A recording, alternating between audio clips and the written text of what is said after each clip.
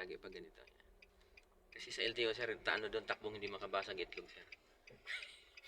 Ayan, dito ulit tayo. Yan po. Okay, pangalawang pagsubok sa buhay. Okay.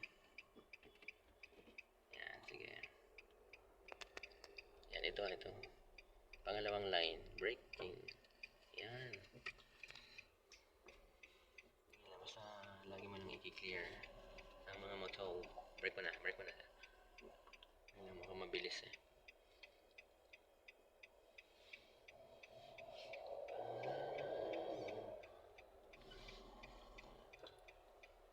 Pagkita na sir dyan, okay na no? Sagad mo lang. Full turn mo lang.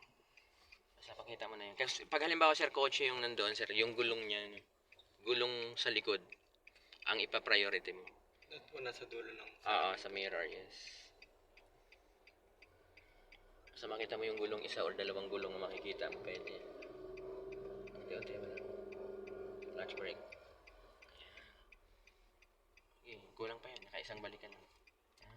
Okay, atras. Okay, subukan mong iuntog sa stopper. Magga mo konti sa stopper. Okay, gas ka. Apa kami gas. Konti lang. Toing!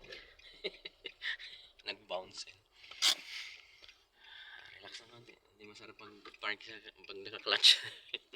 Parang nakapakat yung paa mo eh. Dito nag-aaral din tong mga to mag-park. Yan po. Yan. Tignan mo. May driving school din po. Hindi yan. Sarili nila yan. Tignan mo yung isa pa, U-turn yung isa, tapos nagpa-park siya. Itong si ate, nag-isip kay ate kung paano niya tapusin yung parking niya. Nakalawit eh.